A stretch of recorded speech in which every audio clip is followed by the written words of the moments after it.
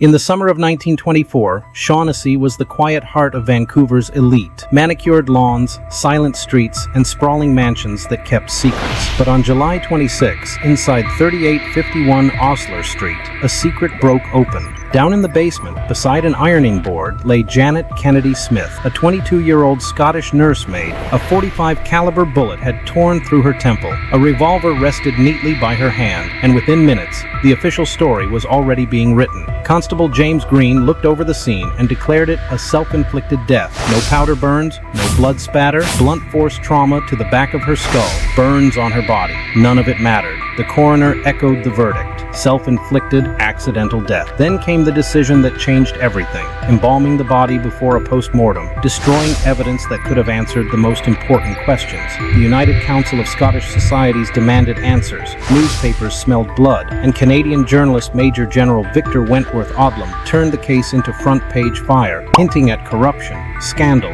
and something darker lurking behind Vancouver's polished facade.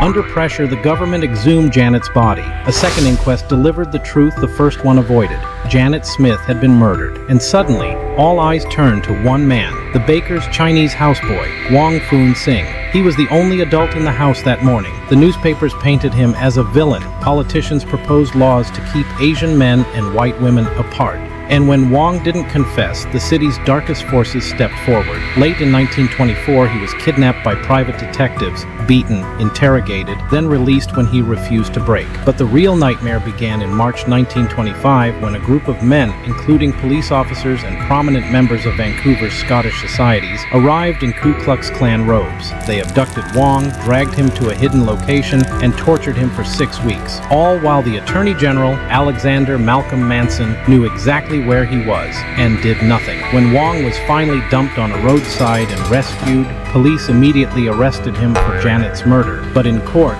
the case collapsed. Wong was acquitted and fled back to Hong Kong in 1926, leaving behind a city that had nearly destroyed him. And Janet? Her story dissolved into theories whispered for decades. A drug smuggling operation gone wrong. A violent party among Vancouver's wealthy bachelors. A cover-up reaching into the highest levels of society.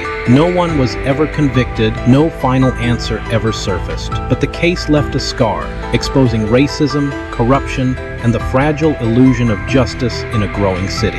Today, Janet Smith lies in Mountainview Cemetery, beneath a headstone paid for by the United Council of Scottish Societies who refused to let her be forgotten. A century later, one question still echoes through Vancouver's history. Who killed Janet Smith? Lemmetellya.